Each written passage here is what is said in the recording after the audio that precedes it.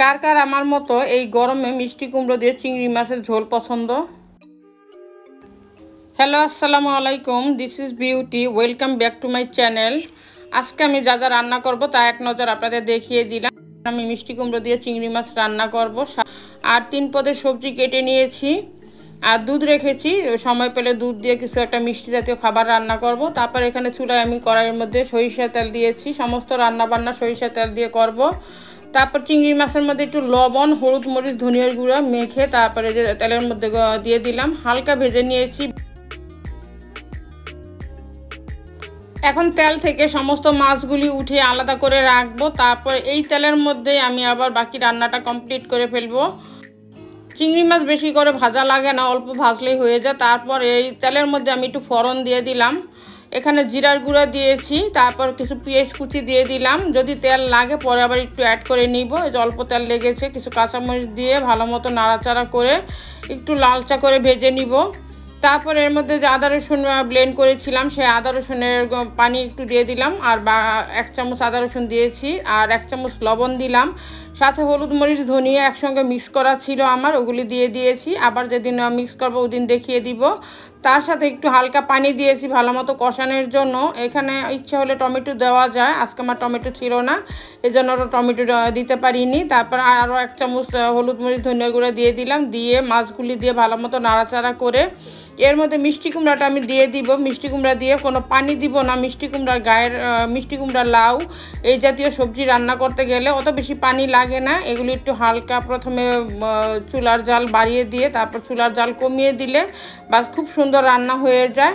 এখন আমার টমেটোটা আমি ডিপ ফ্রিজ থেকে নামিয়ে নিয়েছি, তখনও দেখানো হয়নি। এই গরমের মধ্যে টমেটোর টকটা খেতে তো অনেক ভালো লাগে, আর এটা তো স্বাস্থ্যসম্মত। তারপরে এই যে চুলার জালটা আমি এখন কমিয়ে দিব, প্রথমে বাড়িয়ে দিয়েছি, ভালো মতো উল্টে পাল্টিয়ে দিয়ে কিছুক্ষণ পর নাড়াচাড়া করব। তারপরে যে মাছের ওদেরও তো মানে খিদা ধরে, ওদের খাবার দিলাম, আর একটু দেখিয়ে দিলাম এই মাছটা কিছুদিন আগে আমি এনেছি। তারপর তো মিষ্টি কুমড়ার মধ্যে আমি একটু চিনি দেই, আমার একটু চিনি দিতে ভালো লাগে, জানি না কে দেয় না দেয়। তারপর এখানে টমেটোটা আমি ভালো মতো সিদ্ধ হয়ে গেছে, ঘুটনি দিয়ে ঘুটে এখানে লবণ দিয়েছি, হলুদ, মরিচ, ধনিয়া দিয়েছি, অফ ক্যামেরায় সব কিছু করে দিয়েছি। এখন এই যে মিষ্টি কুমড়া তরকারির জন্য আমি একটু জিরা টেলে ফাঁকি করে নিব।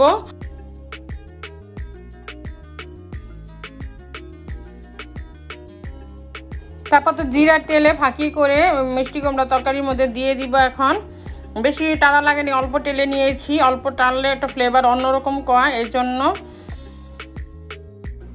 টালা জিরা দিয়ে এখন আর একটু নাড়াচাড়া করে তারপর নামিয়ে ফেলবো। মিষ্টি কুমড়া তরকারিটা একদম হয়ে গেছে, পানি ছাড়া খুব সুন্দর হয়েছে। হালকা ঝোল রেখেছি, বেশি মানে মাখা মাখা করেছি, মানে বেশি টলটলা ঝোল রাখিনি। এই ধরনের তরকারিটা এরকম হলেই ভালো লাগে।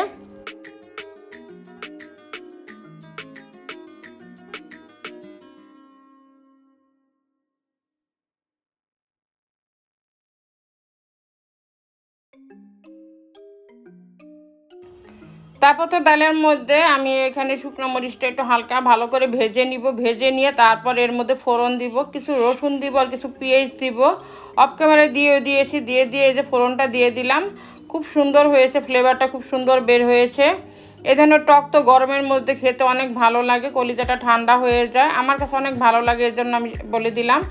আর তারপর এখানে আবার এই যে সবজিটা বসাবো, সবজির মধ্যে একটা শুকনো মরিচ ফেলে দিয়েছি, কাঁচামরিচ অ্যাড করবো পরে, আর কিছু ফোড়ন দিলাম, রসুন, পেঁয়াজ এগুলি দিয়ে কিছুক্ষণ নাড়াচাড়া করে নিব। এটার মধ্যে বেশি মশলা দিব না, হালকা মশলা দিব। এই সবজিটাও একদম পানি ছাড়া ডিম মাছে রান্না করব, মানে হালকা জালে।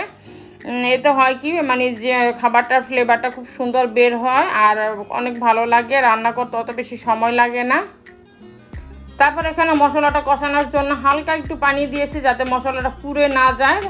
পরিমাণ মতো আদা রসুন, একটু হলুদ, মরিচ, ধনিয়ার গুঁড়াও দিয়ে দিয়েছি, এতে মানে হালকা সবজির কালারটা খুব সুন্দর হয়ে আসবে। তারপর সমস্ত সবজি ধুয়ে ঝরিয়ে রেখেছিলাম, এখন দিয়ে নাড়াচাড়া করে একটা ঢাকনা দিয়ে ঢেকে রাখবো। কিছুক্ষণ পর উল্টিয়ে পাল্টিয়ে দিব, এতে করে ভালো মতো সিদ্ধ হয়ে যাবে, আর এক্সট্রা পানির কোনো প্রয়োজন পড়বে না।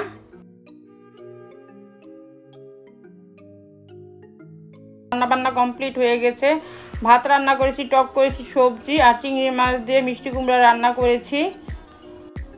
তারপর একটা প্লেটে আমি কিছু ভাত বেড়ে নিলাম, তার সঙ্গে একটু সবজি নিয়েছি। এখন চিংড়ি দিয়ে মিষ্টি কুমড়া যে রান্না করেছি ওইটা নিব, এগুলি দিয়ে খাওয়াবো। খাওয়ার পর একটু টক দিয়ে খেয়ে নিব। এই গরমের মধ্যে টক দিয়ে ভাত খেলে তো অনেক ভালো লাগে, পরানটা ঠান্ডা হয়ে যায়।